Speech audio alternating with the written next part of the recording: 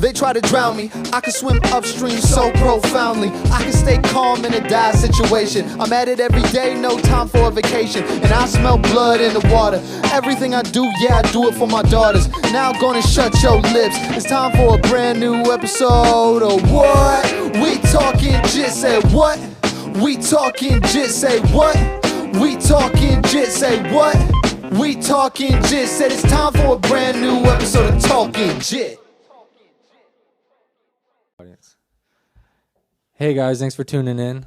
Today's episode, we got everyone's favorite Donald Lipscomb. And as promised on the previous episodes, or one of the previous episodes, we're going to get into the life and challenges that you don't see for the average MMA fighter.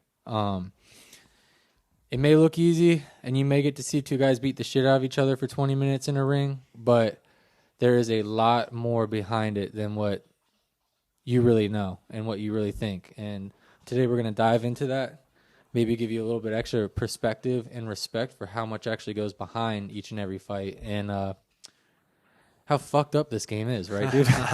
It's not easy. But so everyone, welcome Donald. Donald, thanks for joining me. What's up, everyone? Thanks for having me, Kevin. Yeah, of course. I mean, first and foremost, I guess some of the background. You and I, we've been close friends since high school. We're actually holding hands right now. No, I'm just kidding. But just touching fingertips. Yeah. But we've been close friends since high school. Fuck, how did it come about? Oh yeah, I liked boxing. You guys are all wrestlers. Yeah. And there was a little bit of a rivalry. Millie, get down. My dog's gonna bug the shit out of you the whole time. Come here, Millie. Millie are friends. Yeah, that's all right. But yeah, I like boxing. All you guys are wrestlers and used to gang up on me and pick on me. We were bullies. Yeah. No, Kevin was a lone bully, trying to bully all of us. Sounds about right. But no, yeah, we would get into it, like the age-old discussion that even still today is taking place as striker versus grappler. Being wrestlers, that was my first form of grappling. But I'd also grown up doing martial arts, so I had an understanding of, basic striking. Yeah. Not super deep, but we would always put on boxing gloves and just do what teenage boys do, and every chance we got, we would just box each other. Another tough kid would come around and be like, "Hey, we should box," and it was just kind of the thing that we did. I remember there's a park near my house that I hung out with since I was probably like 12, and we would always have boxing gloves there. And then as kids will come by, it was right near a trail, and kids will walk by who look tough, and we'd be like, "Hey, you want to box?" And it would turn into that, and then that gradually turned into us being old enough to go to the beach by ourselves. Yeah. And we were always boxing at the beach. We would be boxing at parties. So that was kind of our... We did the Kimbo stuff. Yeah. Like before Kimbo even was big. Yeah, it was... I remember I used to always have gloves in my Jeep. Yeah, no, and that was it. Like it's 2 pairs, and so you're ready to go if... Good old sports fun. Yeah. So that was our early days, and that wasn't sanctioned fighting or anything. It is so funny to look back on, like, all you guys like wrestling, and we all had the same gym class, and I'd be like boxing's better. Yeah. And all you fucking guys would just be like, and I don't know if I knew deep down you were right, but I just didn't want to say it. But you guys would just like always be like, tell me, like, we would just always have these arguments like, yeah, but 90% of fights go to the ground. Then what are you going to do? Yeah, wrestlers will take it, are willing to take a punch or two to get you down. Yeah, yada, yada, yada. They get to determine wrestlers, and it's still in the UFC. They get to determine the pace, the direction that the fight goes. If they the better wrestler gets to decide whether the fight stays standing or goes to the ground. Yeah. And being a better wrestler could mean you have a better sprawl. It doesn't necessarily mean that you have a better takedown. And then as we're finding in the UFC, that if a guy's got a good jab and a good sprawl, then that's wrestling for actually fighting versus like getting in a wrestling stance and not having the consequences. So yeah, there's more to it than just will a wrestler beat a boxer. Like we got to see it happen in the UFC where Randy Couture fought, was it James Toney or yeah, and he beat him in a minute. but Randy Couture was also a boxer, and at that time he was a UFC champion. So I mean, take it from me, dude. Like, I went from being all like into striking and boxing to like we got into training together, and then, you know, I eventually chose like jiu-jitsu as like my favorite path. You know, not to say I don't like anything else, but the jiu-jitsu was like, man, it's not as fun to watch, but when you start, it's like, it's a grind. It's very challenging. It's like 3D chess. yeah, Like but like you realize like how important it really is. Like, yeah, and that's like we're seeing with, you know, fighters coming in today. You got the Israel Adesanyas and a lot of these other fighters that are having an extensive kickboxing background, that they come into the UFC, and I think it's almost easier to transition into fighting from being a high level kickboxer than it is from being a high level jiu-jitsu practitioner. At least that's where it's at right now, because those guys have been in hundreds of fights, whereas a jiu-jitsu competitor, they haven't necessarily, or even a wrestler, let's say, they haven't necessarily been in an actual fight where you have the risk of getting knocked out. They've been in a lot of matches, so they have that experience, but they don't. I think one of the biggest fears early on in fighting is getting punched in the face and learning how to stay composed when you get hit. And they at least have that part of it coming in. So just like we've seen, like Justin Gaethje, what did he do? He went all in on striking. Yeah. And he doesn't hardly use his wrestling. And he was an All-American wrestler at one of the best not necessarily one, at the Division I level. So at a good college, competing against the best wrestlers in the country. So it kind of shows that both are true, and in today's fight game, you kind of have to have everything. So. Yeah, it always amazed me how like Jose Aldo. I mean, I don't think he gets enough credit. I know people respect him, but like for how long he held the belt, and you got to think like that dude came in as like a Brazilian Jiu-Jitsu black belt. Yeah, and never fucking went to the ground in his fights. No. Like you don't even realize like had that guy even.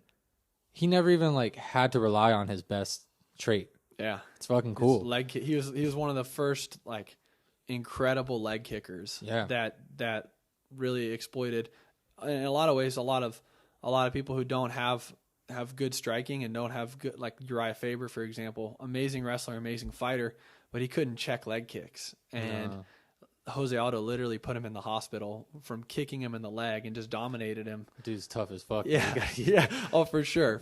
It's not. There's at that level you can't take toughness away from anybody. It's like just to even be there, kind of like we were saying in the beginning, like the steps it takes to even stick with MMA long enough to get to the big leagues is you've already kind of earned your badge of toughness, you could say. How much of like a difference, like because when we were, so I could probably say, I can say I trained to an amateur level back then. Like, you know, I never went pro, but, and then once the team broke up, I kind of stuck with jiu-jitsu. Yeah. I tried to go do everything and be my own manager and all that shit, and that was tough. And that's another point we'll probably brush up on, and how hard it is to actually be an MMA fighter. Yeah. Especially as a career. But, how much of a different level do you think it is from amateur to pro to like let's make it easy, from pro to like UFC, Bellator, PFL level? Yeah, I mean, I think the biggest difference is probably getting yourself pointed in the right direction early and being able to commit to it. So I can use my story as the best example. Trying to go pro and that process and how hard it is, and maybe that, you know, for some of the younger listeners who might have an idea of going pro, it's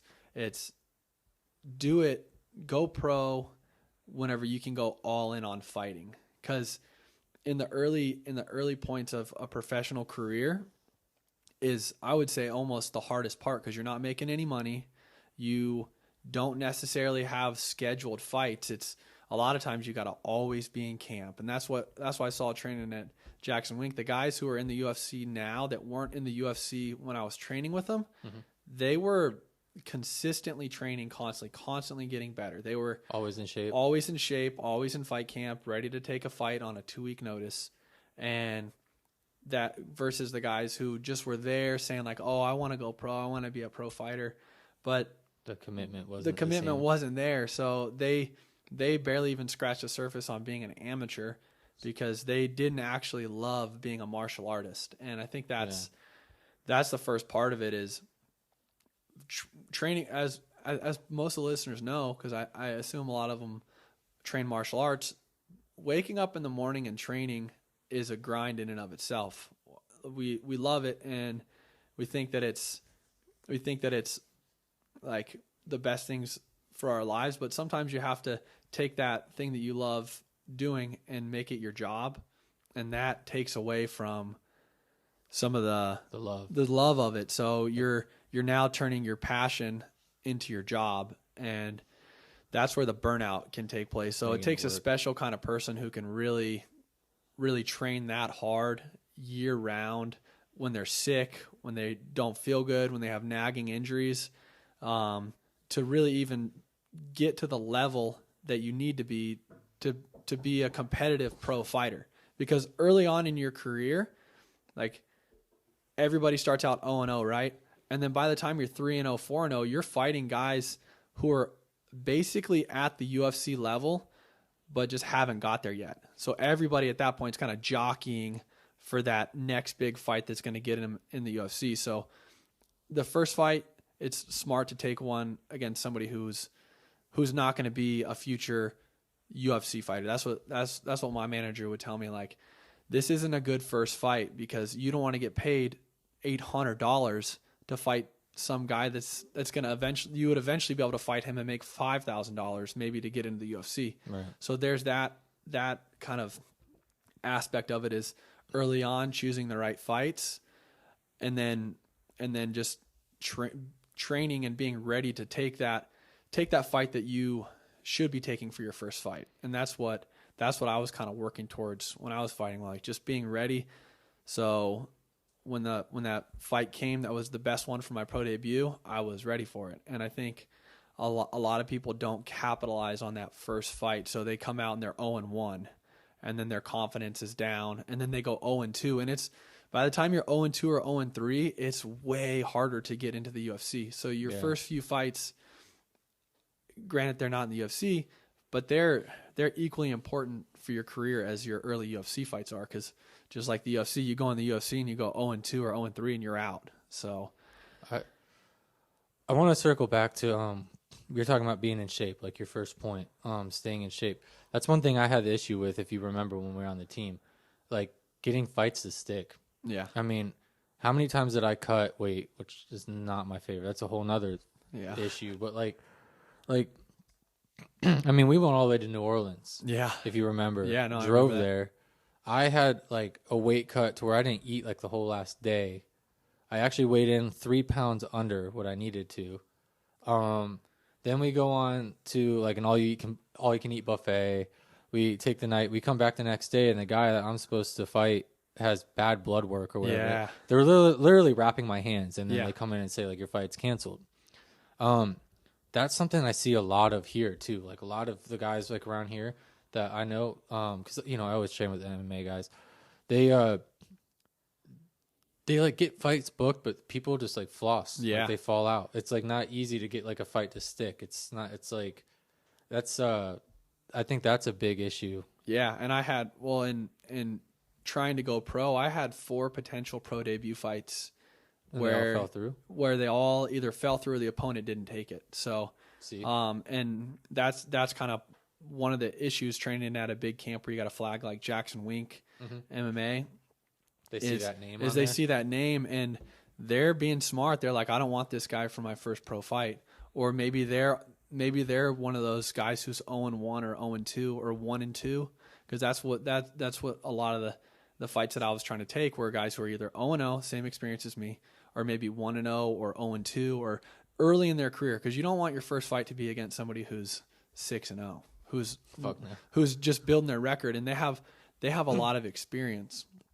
And so every fight I tried to take to go pro was it fell through. The one that I didn't take was a guy who was a former glory kickboxer, one of the best kickboxers in the world, like similar level to Israel Adesanya, and he'd been training at an MMA gym, and my manager was like, this is a bad. He was the main event, and it was out in Memphis, Tennessee. So the fight card was centered around him, and even his manager was doing the homework, and I wasn't even sure if they were going to take it against me, because I was coming from Jackson Wink MMA. Mm-hmm. I was a wrestler who had good jiu-jitsu. So I don't know if he would have taken the fight either, but my manager was like, absolutely not. One of those examples of this is a good 4th or 5th fight to make a name off of someone else and get yourself in the UFC. But as a first fight where you're making $1,000 and shoot, who knows what injuries you're going to walk out of that fight with. Yeah. So it's how many amateur fights do you think you should take before you like start dabbling in pro? Yeah, I think that's a good question, and a lot of that's going to depend on if you come from kickboxing. Let's say you come from kickboxing, you have 50 kickboxing fights under your belt. If you can go in there and you can string together 4 or 5 MMA wins as an amateur, then I'd say you're ready to go pro. Some guys only need 3. Mm-hmm. It just depends on where you're training at, how soon you take amateur fights. Because like us, I had my first amateur fight after less than a month of actual training MMA, and like but that's a lot of it. A lot of guys, and I was begging. Yeah, and that was it. It was a lot of guys I think every one of my amateur fights that I took because I was 18 to 19 was whenever I had the bulk of them. I should have taken that year to prepare myself to have my first amateur fight. Okay. And so it's almost as if like those fights, I had a winning record 5-4, but I wasn't at the level that I should have even been fighting. So if I would have taken that year and then taken 5 to 7 amateur fights, I probably would have went undefeated in those fights and then been ready to go pro, versus taking 9 fights, taking losses, going up against guys who are doing it right. And then now whenever I'm a year in, it's like people are like, you've got 10 amateur fights, why aren't you going pro? It's like, because I'm just now at the level that I should probably be winning all my amateur fights. And I think that's a better answer, is the level you should be at to go pro is whenever you're kind of dominating the amateur scene. And you see a lot of good wrestlers, they'll go about that route. Good kickboxers. Shoot, Bo Nichols, he took 2 amateur fights, I think. Did he really? He took 2 amateur fights, and poor guys. Yeah, exactly. But even him, who's at this world-class level of wrestling, his managers and his team saw the importance of, let's get these amateur fights under our belt so we can kind of see, so you can see how it feels to step in there and fight another man and before you go pro. And that's your first, like maybe the guy who goes pro's got 10 amateur fights, mm-hmm. and now it's you got to be smart with your career, and it's easier to do it when you're young. That's what I learned. Right. It's easier to do it when you're young and your responsibilities are to fighting, and that's before you have a family and a job. Yeah, because mortgage. It's a lot easier to go all in on fighting and make it to that level. Because once you're in the UFC, as much as it's harder, in a lot of ways it's easier because you're making real money. Mm-hmm. Your fights, you don't have to take fights on a 1-week notice most of the time. You also get contracts. With you get coaches. contracts. You get everything. So as much as the UFC is harder level of competition, mm-hmm. once you're there, that's that level of fighting and that kind of paycheck. People are like, oh, fighters don't get paid nothing, but it's like you're making let's say 15 and 15 on your first fight. Your second fight you make 20 and 20. Your third fight you make 40 and 40. Those might be big numbers for the listeners. That's 20 to show up, 20 to win, yeah. 40 to show up, 40 to win. So and you should probably be early in your UFC career. You should probably be fighting about 3 times a year. You're making 6 figures. Yeah. Just if you go in and win all your fights. Now, that's not the amount of money that Major League Baseball or NFL players, but that's enough money to where you can live off of and actually live pretty comfortably and then build yourself from there. So by the time you're fighting on those pay-per-views and you're making $500,000 a night to fight, now you're making good money to where you can set yourself up for success. And that's why fighters stick around too long too. Yeah. Because by the time they're at that level, they're finally making a lot of money, and they're like, I'm not walking away now. Now that I'm making that bank. Yeah. Looking back on like your career, and I mean, even just preparing for fights, amateur, pro, Jackson Wink, what do you think is like some of the struggles, like some of the hardest parts? Yeah. So this will be a long answer just because it's kind of like there's a lot. My story in a lot of ways with it. So when I was fighting, I was working as a full-time firefighter. And so I would work 48 hours on, and then I would have 4 days off. And if anybody knows anybody who knows anything about how firefighters operate in that 48 hours, like there's no real sleep taking place. So I'm thinking like, oh, I got these 4 days off, but I was on one of the busiest fire trucks in the country. So in those 48 hours, I was running, I was up all night, and then I would get off a shift, extremely sleep deprived, and I'm training the first day I'm off. And I'm also a dad and a husband, and I have 4 kids. One of them is not even a year old yet. So there was a lot of stuff that I was trying to balance. I was kind of trying to pursue a goal that I set for myself when I was 18 or 19 years old at 28, and not that I was wrong to try to do it, but I mentioned earlier, I think it's a lot easier to do it when you're younger, because now I'm in training camp constantly. I was always training a lot. Most of the time, all 4 of my days, I was doing 3 different sessions. I was doing a grappling session, and then a skills session, and then twice a week I was sparring. So completely exhausted, and then I would go to work and I would try to fit in some strength and conditioning when I was at the firehouse. I'd be trying to hydrate those days. Yeah, I was trying to recover, but sleep is the most important part of recovery. Yeah. So it's probably why I got this jockey physique. Yeah. I keep working harder because I'm not growing. Yeah. But I'm not growing because I'm not sleeping. Yeah, well, and it's so while I was training really hard, I got to take a couple amateur fights just because my whole goal was to make my pro debut. But like I mentioned, all my pro fights fell through. Mm-hmm. So I still wanted to be fighting. And my coach at the time was like, I want you to at least get one amateur fight under your belt before you go pro. And so I had that amateur fight. I think you sent that to me, right? Yeah, it was over in a minute. The guy wasn't even, like I was training and I was at the level of a pro and I was fighting an amateur. And that's a lot of times where you want to be at when you go pro. So, and this guy was, he was a wrestler. He was a purple belt in jiu-jitsu, and he had 6 fights. So he wasn't a chump, but really? I was training at one of the best gyms in the world, sparring with guys who are in the UFC.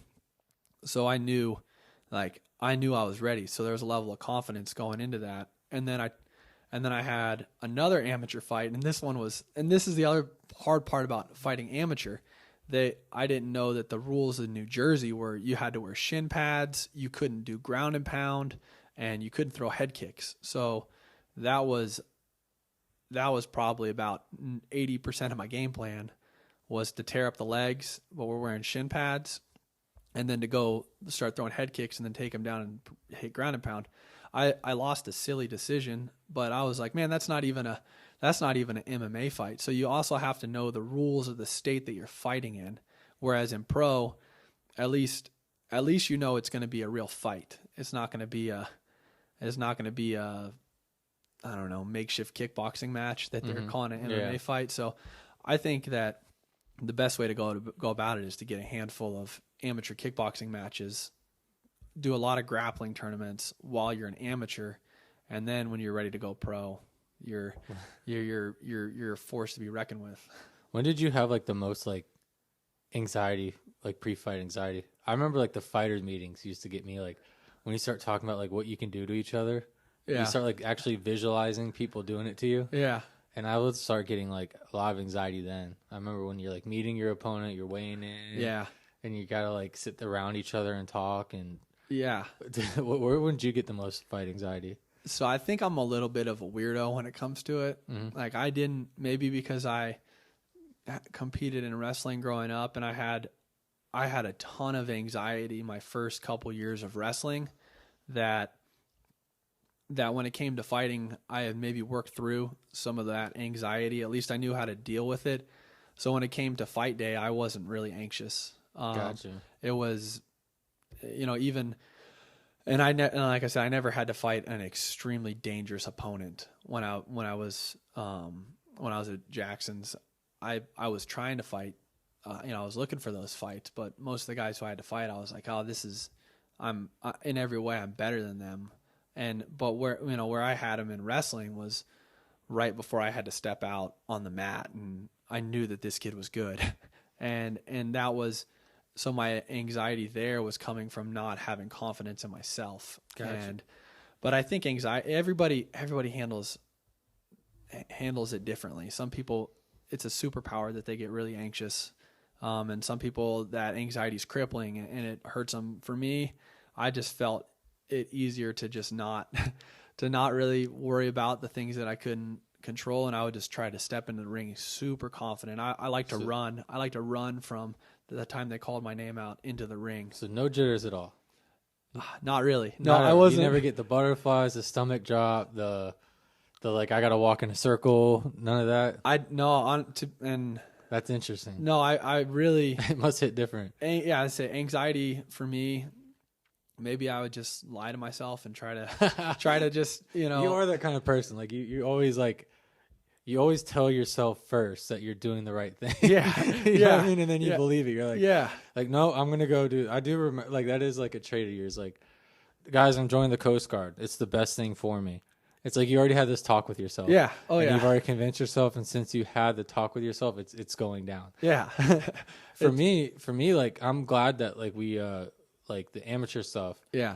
Because, like, going through, like, the cage fighting, like makes jiu-jitsu competition so easy. Yeah. Like it's like, and I imagine wrestling over time, because that's like, wrestling's not easy. It's so explosive. You got so much like, man, it's not like going out and playing tennis. It's like, damn it, I missed a couple like serves, or like, man, I missed a couple shots, or I missed that catch. It's like very physical, bro. It beats the shit out of you. Yeah. And like there's everybody watching. Like I know I didn't wrestle, but like, I can pick up on like but the anxiety you would get for your matches, but you have to grind out so many that you just kind of learn like that's your process. Keep it moving. Yeah, your process. And I think that's where like I'm at. Like if I do a jiu-jitsu competition, it's like I'm not like nervous, and then like I'll see my name on the board and I'll get this little like, oh shit, it's happening. Yeah. And then like I'll be like, all right, you're good. Like, you're good. And then like the next thing's like,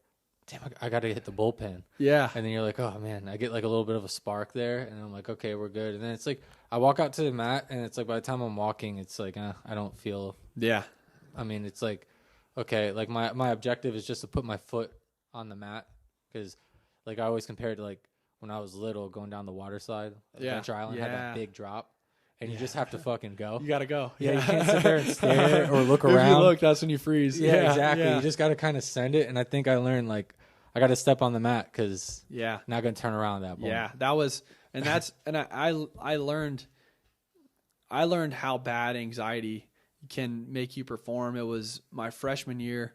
I got put on varsity, and the kid wrestling before me was the team captain, and he was about to pin the kid he was wrestling, and I still remember this clear as day. We were wrestling Northeast High School, and he was about to pin the kid, and I was sitting there getting ready to go, like, no, don't pin him. I'm not ready to go yet. I was freaking out.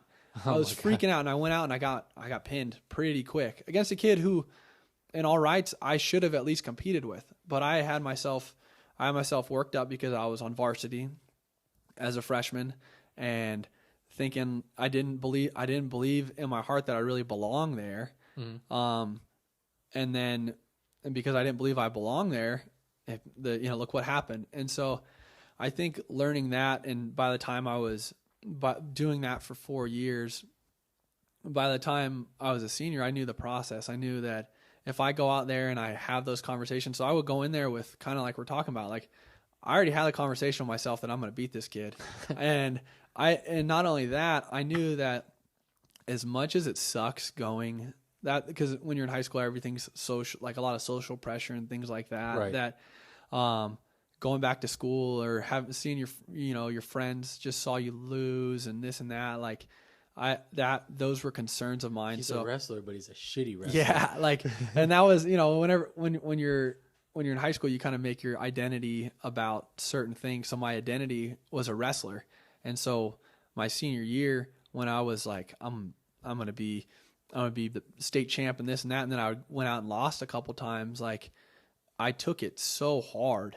But then I got to also reflect back on that, like I still got all my friends here. Like nobody's actually judging me any differently because I went out and lost a wrestling match. So some of those conversations had already been had, and losing a fight is a really bad. I mean, I got knocked out here in Tampa in front of like all my friends.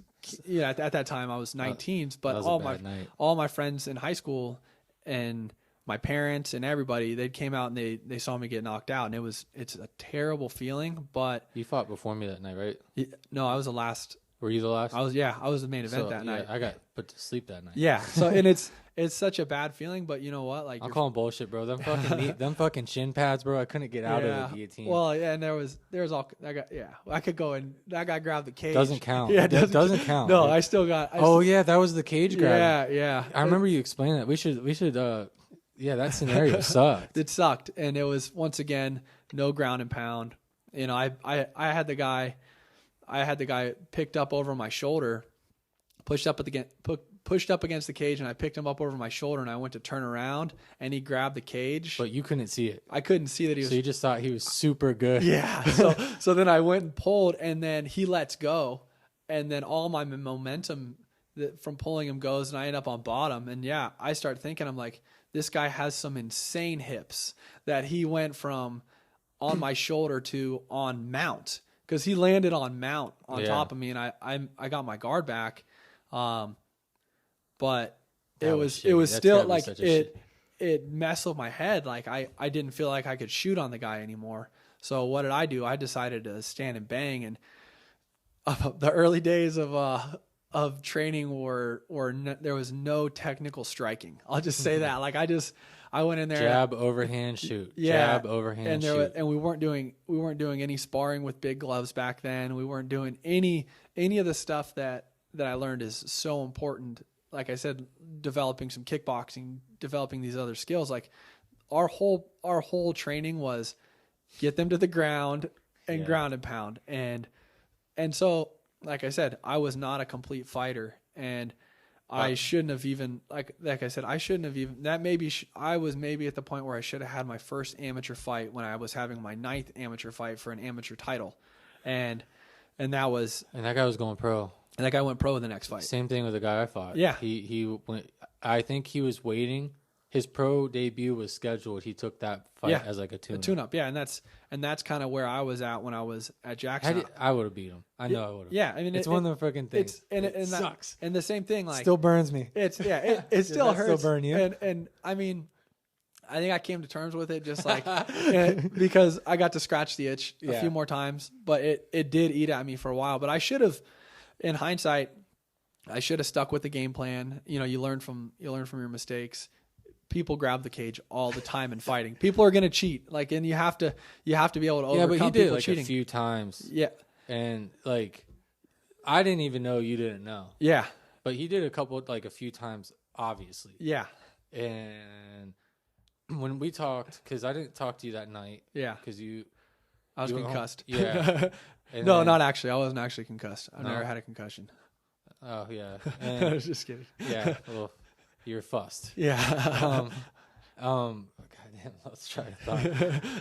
It was just funny because I remember talking to you when you told me that oh man, he had really good hips. And then we found out that, like, no, dude, he was grabbing the cage. But I could see how that just makes your confidence go, like, fuck, I can't get him. Like, I had him dead to rights. You had him lifted. I had him lifted on my shoulder, gonna put him in the middle of the cage like Matt Hughes style. Yeah. And yeah, you should have had that. And then you boxed with him. yeah, and he was a way better boxer than me. That was a tough night, man. And then, like, we should have, like, and another part, and this is all going into, like, how tough in the background shit is. Not only do you have to train to get in condition, which is a bitch. Yeah. Then cut weight, which is a bitch, which I felt good for that one because I went from cutting to 135 to that was 145 for me. Yeah. So, and I'm like, I would get down whenever you and I would run together or do like our little camps. It was always like that last 5 pounds, like, did not want to come off of me. I had to starve myself. And then I felt like shit. And then that got in my head as well. But when I did the 145, I felt comfortable. Even though the kid was bigger than me, I felt fine walking in there. And this is like years and years and years and years ago. But,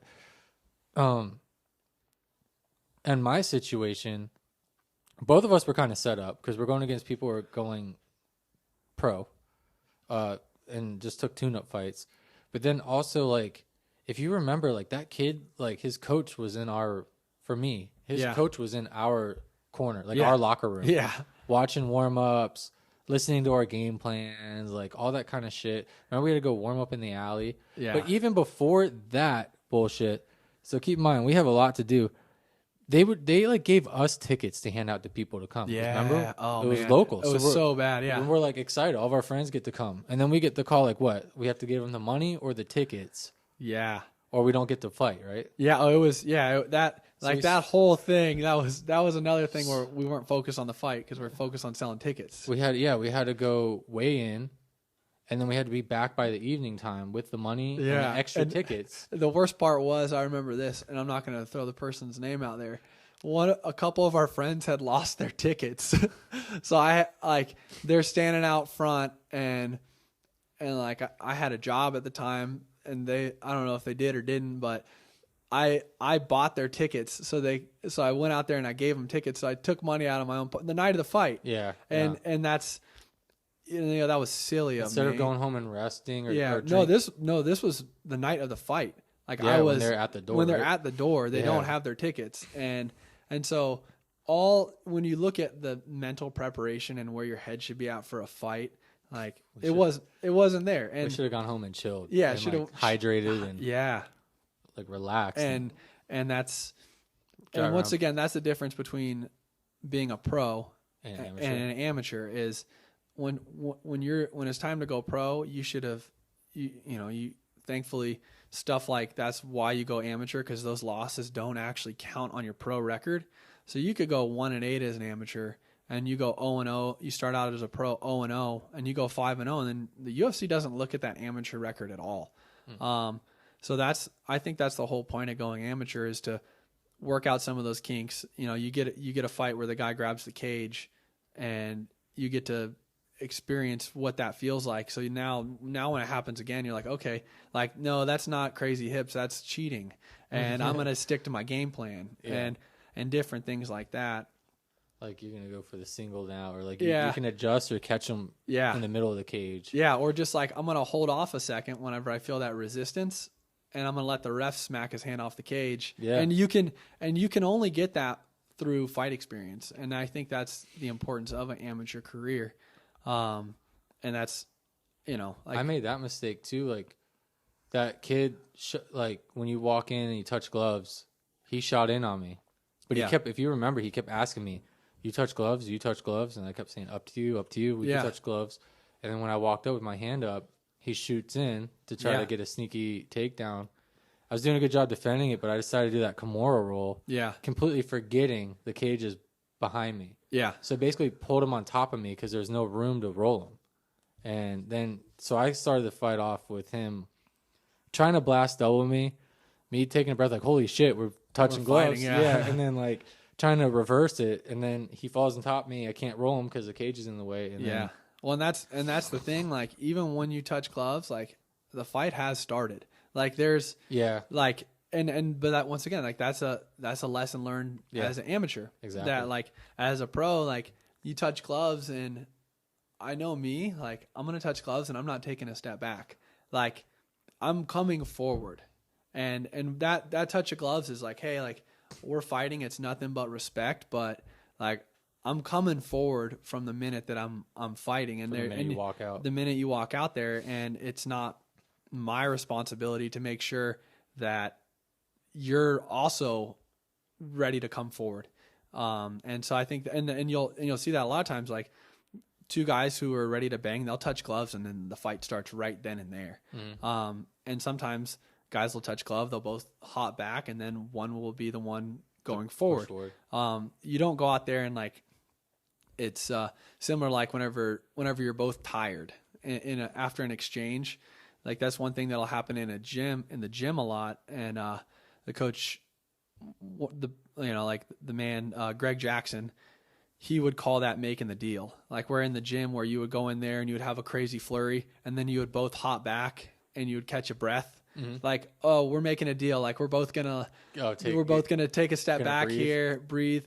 He would always say like, don't make a deal with that guy. Like once you're in that flurry, you keep going forward, and that's the same thing. Like there's no making deals in a fight. Like and if you do that, you're putting yourself at a disadvantage rather than taking the opportunity to create an advantage for yourself. Yeah.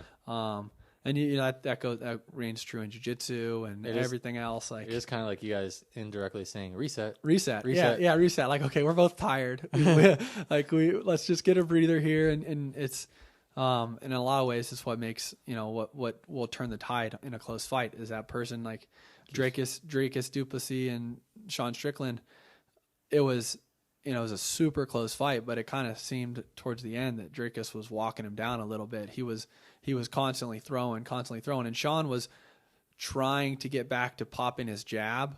He was trying to turn the tides a little bit, but whenever you're behind, and I don't know, it was still a close fight, and it was a split decision. So I think Sean won. Yeah, I think Dracus won. See, and that's the thing. It's super close. It's one of the ones where I can see either way, but personally, I've always seen like you got to beat the champ. Yeah. And which I don't agree. Like and I like you mean I think that like even if it's close, like the person who won. And so I used to think that way. Yeah. And then I saw the fucking you gotta beat the champ. Yeah. So then I adapted to that, and now we're not doing that anymore. Yeah. And I feel like that's the story of the fucking UFC, bro. Like and that it is. It was and that was the reason I thought that Dracus might not have won. I had him winning 3 rounds, right? But I was like, but the judges might not give it to him because he's not the champ, which I never really liked that to begin with, because it's like, no, it's still, you don't just get a free pass because you won the belt. I have 2 theories. Yeah.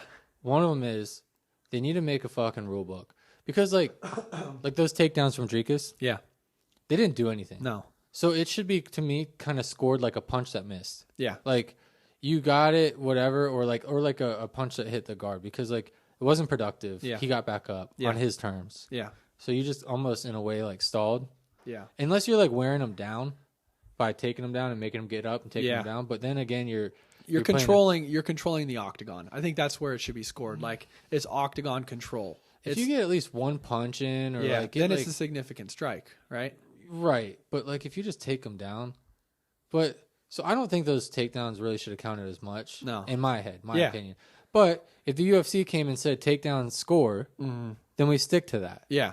And then the other thing they do a lot is like, oh, he was the aggressor. I'm like, but some people are counter fighters. Some people walk backwards and fight. Some people are really good at that.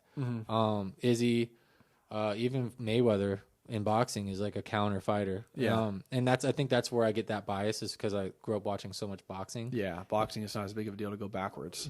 Yeah. But in like UFC, they're like, well, like, Tony Ferguson walks forward. Yeah. It's like, but if he walks forward into like 10 punches. Yeah, no, I agree, and that's where the significant striking should be the primary criteria. But my other theory is that they purposely leave it loose, so it's controversial, and then they can sell it again. No, that's definitely. And then if Strickland wins this time, now they can sell the trilogy. Yeah. So you get 3 sales from not having rules rather than like. Yeah, because if Strickland beats Duplessis, he doesn't necessarily have to give him a rematch. Whereas Duplessis beats Strickland, and because Strickland was the champ should get an automatic rematch if it's a split decision win. Like that's how it's gone in the past, at least. Did you notice any politics like from that high level, like going through the gym? like with those UFC guys and stuff? Did you realize them dealing with like, you know, trying to get booked or like, I mean, being used or it was a little like, and that's where like Holly Holm was there, Holly right? Holm, yeah, Holly Holm was an example. Like, it actually seemed to me the high level fighter that I knew probably the best was Michelle Watterson, and that's one thing that she had talked about. Like, she's the one who I pulled the example of, that she's sticking around and fighting because she's making so much money every fight, even though she was, you know, she might have been better in her up and coming years, where she was at in the UFC. She's like, why am I going to stop fighting right now? I've made a big name for myself. I'm making X amount of dollars per fight. And so when you're at that level, you do get to call your shots a little bit more, versus like getting to train with, I got to train with some of the guys who were early in their UFC career, and they would have to be kind of ready to take on like whatever fight came their way. So once you're established with a name, you get a little bit more of a pass. But when you're coming up, you're kind of a little bit more at the UFC's beck and call. And that was Damon Blackshear. He's an example of a guy who took a fight on 1 week notice because he's trying to get his name built up. And then once your name's built up, you're probably not going to get cut from the UFC, because you see guys like Tony Ferguson lose 6 in a row. No, and 7 in a row, and he's still not cut from the UFC because he still sells tickets. And whereas Damon, he's went like 2-2 or 2-3, or like I think 2-2-1, some weird record, but he's winning fights. But he had a nasty twister. He took a fight that was a tough one on 1 week notice, knowing that, hey, this might not be the best fight for me. I might be able to win it, but even if I don't win it, like, people are going to know my name more. So that's what it seems like people are trying to do at the lower level of the UFC, is make a name for themselves, and then they're not going to get cut because they lost 2 fights.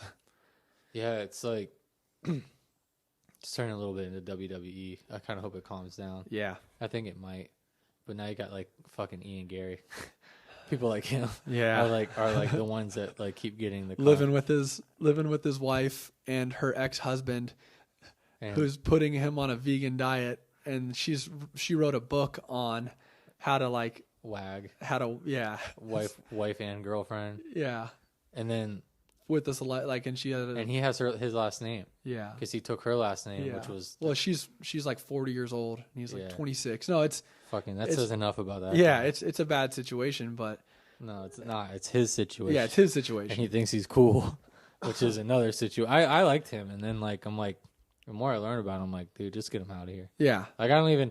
It's not even like Conor McGregor would make you hate him, but want to watch him fight. Yeah, no one even gives a fuck. No, Sean. Like, yeah, Ian Gary. He's like, if he stopped fighting, I don't think most people would like. Yeah, he's a good fighter. I actually think he's got really high level skills, but his personality is not going to sell tickets. So he's the opposite of he's not the opposite of Conor McGregor, because Conor McGregor was really good, but when it comes to the personality, he's the opposite of Conor McGregor. His personality is going to do nothing for the needle. Yeah, for real. All right, sorry. Ran out of bandwidth. Something, I don't know. Yeah. We had to restart. Don had to pee. Just number 1. Yeah. He still sits down. But that's nothing wrong with that. So we left off on how cool Ian Gary is, which is always fun. But coming back around, because like you and I were really into it. We were really dedicated for those like 3 years probably we trained. But there's like one thing, at least for me, that was missing, and that was, I wasn't afraid of the work. I was definitely dedicated, definitely loved it, definitely about it. But like the one thing that I could honestly say that in perspective down the road now that I was missing was like the direction. Like I didn't know where to go. Like had I known, what steps to take, like I think I would have been fine. Yeah, and probably been gone down that path easier. Yeah, and I think that is the hardest part whenever you're young, because we met our trainer at the time when I was 17. You were just barely 18. We didn't know the difference between someone who has your best interest Yeah. and someone who has their best interest. And I think that is, as a fighter, getting in with somebody who has a proven track record that they've brought people through, and even if they haven't put people at the highest level, you can tell they have your best interest and they have legitimate skills and an understanding of it. So and that's where I would see a lot of young fighters maybe making a big mistake earlier in their career, is they were at a gym that didn't care about them, and especially training at a place like Jackson's, where a lot of fighters come in there and they have bad records, and they were at a gym that they didn't care about, like their trainer didn't care about them, and so they basically left everything, went all in on fighting, and moved to a gym like Jackson Wink that's a stable of a bunch of pro fighters, has multiple champions, and that eventually maybe they're not going to be getting trained by Greg Jackson and Mike Winklejohn right away, but the other coaches are very good, and they care about producing good fighters for the name of the gym, because there's a lot of pride that goes behind a gym like Jackson Wink or American Top Team or Team Elevation. These gyms don't want to put somebody out there who sucks, because that reflects them. Even if they're not getting trained by the head trainer, the other trainers need to be they're under their lineage. So similar to like Atos, just because you're at Atos doesn't mean you're getting trained by Andre Galvao, but you're getting trained by his black belts. Right. And so when you're starting out, get with people who are caring about you, because that's what I really saw at Jackson's. There's a system in place to producing good fighters, and you can climb the system. And you start out in the amateur class, and then you get invited into the pro class. So that's how it was my first few months. I was going to all the amateur classes. I was training with the head amateur coach was Joey Villasenor, who was one of the best fighters at 185 whenever he was a pro. He fought Jacare. He was King of the Cage champion, really high level. But he's building you, and then whenever he gives you the nod, or for my case, Greg Jackson actually invited me because he was watching me in the grappling classes, and he's like, you need to come and train with the pros, because they want high level fighters to train with their pros. So getting in a place like that where you're learning about distance management, you're learning the ins and outs of every aspect of fighting, and versus going to a place where somebody just knows, all right, let's shoot a double leg and then hit some ground and pound, like that's not going to win the fights that matter. So you have to get with a team, and also you have to be willing to go all in, because I saw that a lot where guys would get to Jackson's and they never made it out of the amateur training because they were just excited to be like Jackson Wink MMA. And yeah, so like they're it's funny, I was just talking about this. I was talking about this, like, as funny as it is, the Cleveland Browns. Yeah. So what I noticed in football was, like, when the Cleveland Browns made the playoffs, they partied like they won the Super Bowl. And I said right then and there, they're done. Yeah. I called it. I'm like, they're satisfied. Yeah. There's no grind. Like they're had they just like kept grinding, but they were satisfied at that level. And a lot of people, that's where it's almost like shooting for the stars. Yeah. Or whatever, like aim for the stars, land on the moon, whatever way they say it. Exactly. Like if you're just like, man, I just want to get in a good gym, and you're just satisfied with telling people you go to that gym. Yeah.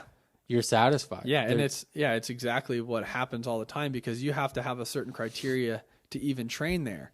So now that you're there and you've told all your friends that, like, hey, I'm going on this MMA journey, and now I'm training at Jackson Wink, and then you're posting on your Instagram behind the Jackson Wink logo, you catch a picture with John Jones when he steps in the gym and some of these other high level fighters, and all of a sudden you're making your status about everybody else rather than making your status about you. Like and that's what you see so many people do is they're not making themselves the main show whenever they're trying to make it their fight career. They're making they're making everything around them the main show, and so they never get past that because they're like, hey, look where I'm at. I'm making my name off of no, these people didn't make a name off of other people to get to where they're at. They made their own name, and that's why as a fighter you kind of got to be selfish, and that's why I go back to it, like being in the position that I was in. I had to come to a realization that if that 18-year-old me who set these goals to be a pro fighter, 28-year-old me, 29-year-old me isn't in that same life position, and actually I don't even think I want this anymore. And I was okay with it because I got to scratch that itch. I got to go in there, and my whole thing that I wanted to go pro. But then you got to figure out, why is it that I want to go pro? And if the reason you want to go pro is if that's your end goal, then cool, make that what it is. But if you want to be one of the best fighters in the world, then you can't set your goal at going pro. Yeah, you're exactly like you said. Pebble. That's like, hey, I made it into the playoffs, because then you'll look around and be like, man, I got so much more, and now every fight's going to get harder, and I'm going to have to dedicate myself this much more. And as a fighter, you have to be able to just dedicate everything to it. You got to be so laser focused. And those were the guys who I saw come in as either early pros or even make their pro debut, and now they're scratching at the door. They're in the UFC. Steve Garcia is one of the ones who's really, I don't know, he's not a huge name in the UFC yet, but he was a guy who I saw make it in the UFC, and he just became that much more dedicated. Right. Damon Blackshear made it in the UFC, became that much more dedicated. I like him. The amount of fighters who are already in the UFC, but then they're kind of a little bit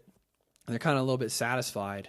I'm a UFC fighter. Yeah, I'm a UFC fighter. I can post it on my Instagram bio, and same with being a pro fighter. And you make $20,000 a year. Yeah, and then take it even lower. It's all about where you're going to set your goals to. If you're going to set your goals, I want to make it and I want to train at Jackson Wink MMA.